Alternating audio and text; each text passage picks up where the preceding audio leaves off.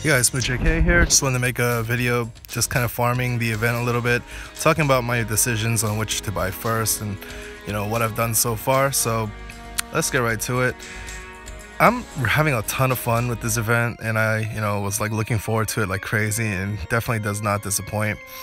First of all, the map is kind of cool, you kind of feel like you're in a different setting and all that. The story was like pretty amusing, I guess. There's tons of stuff to buy in the shop, which of course is like the best thing about this event. I've bought maybe one extra Elisabeth, so she's at NP2 right now. Obviously there's a lot more to buy, but that's not like top priority for me. I bought one of these Maiden Halloweens with the 20 pumpkins. I bought one Halloween princess, one of these trick or treats. Some of these, I bought some of these reverse scales already. I bought some lanterns, but it turned out that I didn't really need to prioritize this because you can actually farm some of these from the event itself. There's not a whole lot else that I bought. So far what I've learned from this event, and I've seen other videos too from like GNA reviews and a couple of other sources, and basically what you want to do is once you get the first clear here for these extra free quests, like you get the 5 these are caster skill up items. Once you get that first clear, you just kind of never want to play them again, including the second stage as well. What you want to do is you want to focus on this third stage and fourth stage, or final stage. What people are saying basically is that you want to focus on this 30 AP stage first, because what you want to do is you want to basically ensure that as you're playing this event, you're getting a limit broken Halloween princess. This what is this, craft essence is actually really good. I think by default it's 15% NP damage and 30% NP gauge. You start the battle with 30%, but if you limit break it, it goes up to 20% NP damage and 50%. And I'm sure you've learned from experience by now, if you have like a lot of waiver friends, but 50% is kind of like the magical number, because that's the number where waiver can hit you with all those MP gauge increases and you'll go to 100%. So you can immediately use your Noble Phantasm if you need to. So 50 is like the magic number, plus you get that extra 20% damage stacked on top of that. So this is a really good craft essence, and the fact that it's free and farmable is incredible. But of course the trick is that you can only buy 4 from the shop here, and that 5th one you have to farm from this 30 AP stage. So once you're able to get that one farmed up here, and it just takes a lot of luck, it's just pure RNG. Once you get that first one, then you're better off farming the 40 pretty much the rest of the way. And the reason for that is because it gives you a whole lot more drops, and I think this is also the only stage where you can actually get pumpkins, minus the periodic events. I think these are the ones that come out on the side. There's party events, which are down here. There's none right now because I already did it, and these give golden fruits. They look like apples.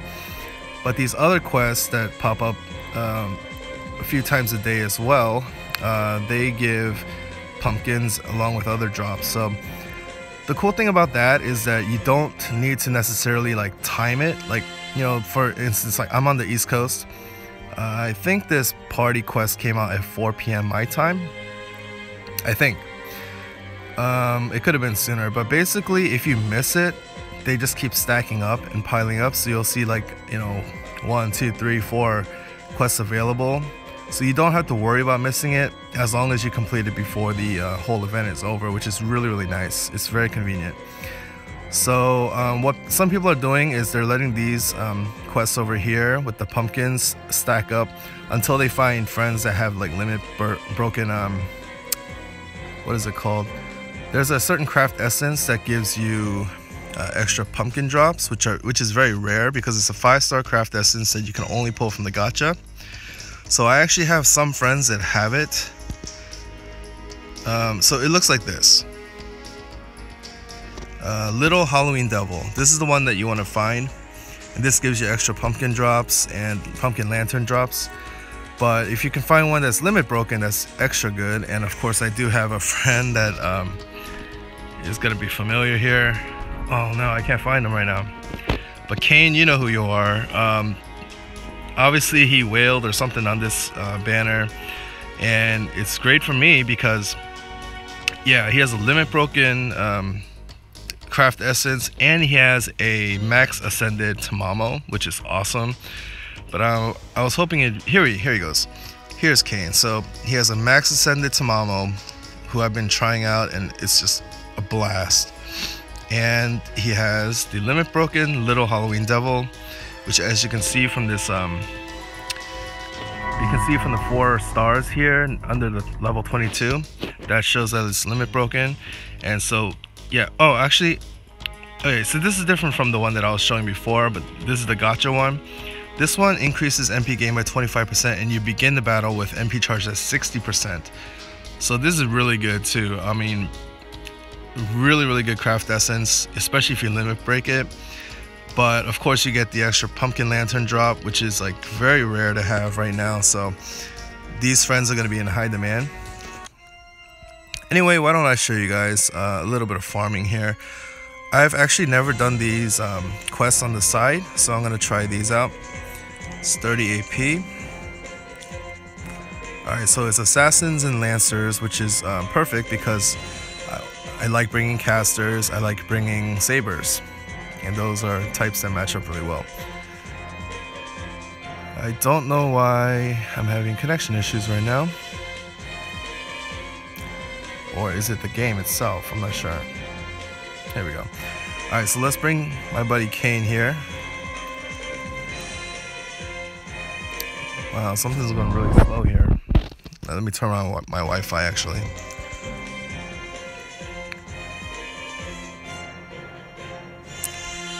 Alright, so this is the party that I'm kind of running, except for the 30 AP quest that I showed before the 3rd stage, because there's a lot of riders in there. But oh, that's what I meant to do actually.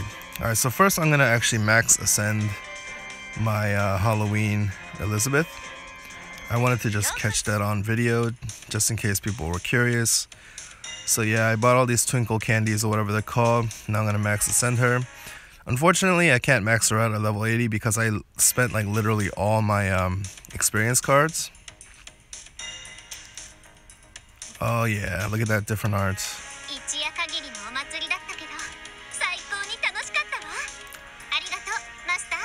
This event just has so many fun things to it. There's so many good things to farm.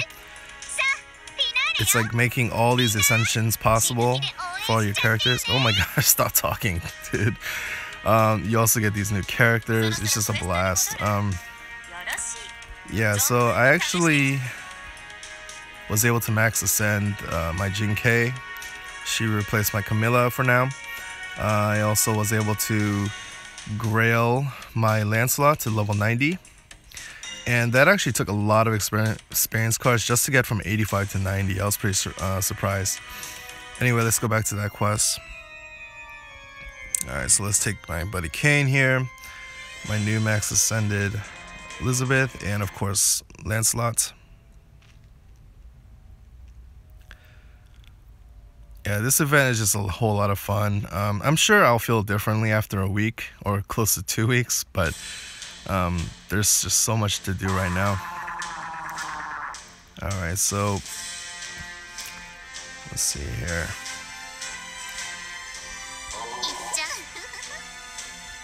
I'm actually very pleasantly surprised with Elisabeth.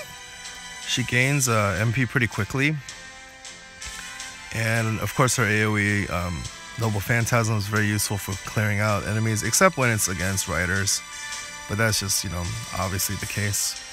Alright, so here I want to do the arts chain for the extra 20%, but if I try to like alternate between Tamamo and Elisabeth, Elisabeth's probably not going to get to attack because Tamamo's going to kill her, kill the Lancer.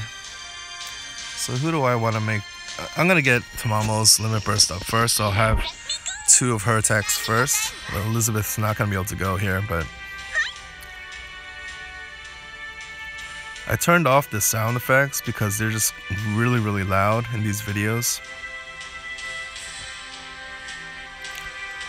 Alright, so Tamamo's already at 100% Noble Phantasm.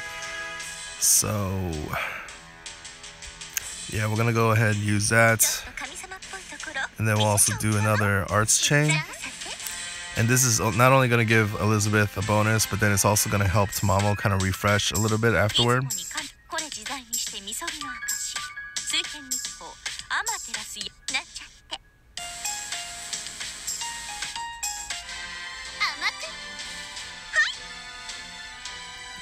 Look at that. Oh my gosh. She's already up to 77%.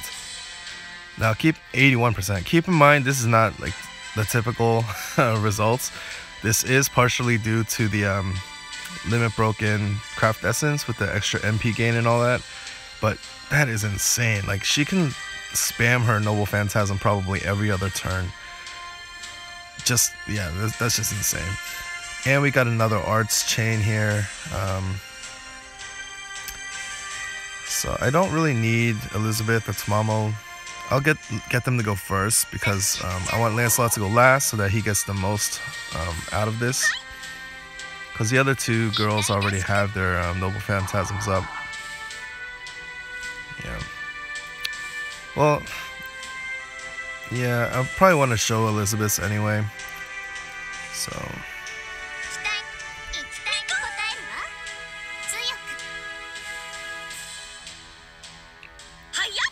Everybody's already seen my Lancelot a million times.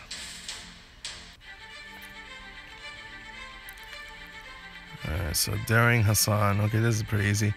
Alright, so let's buff up her buster damage here. Okay, I brought this Mystic Code.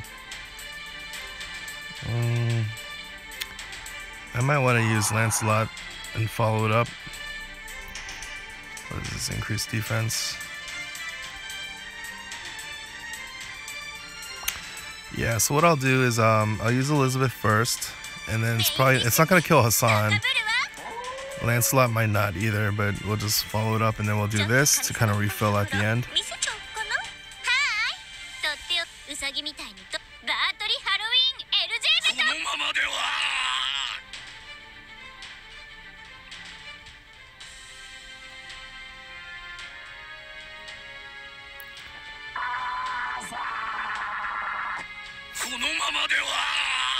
Oh wow, that actually got close to killing him. God, I really want Tamamo now. After using Kane's Tamamo, I'm like feeling spoiled now. Just like non-stop Noble Phantasms. Alright, so we'll just finish it off here with the Elisabeth.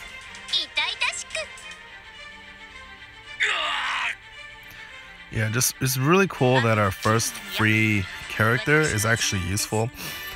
Even though, you know, her stats aren't necessarily the best ever, there's always going to be a place for an AoE caster like this. You know, whether you're farming the assassin dailies or, you know, certain scenarios like that, she's just useful to have, especially because you're going to have NP5. It's very, very easy to max ascend. Okay, so we got a guaranteed Pumpkin Lantern.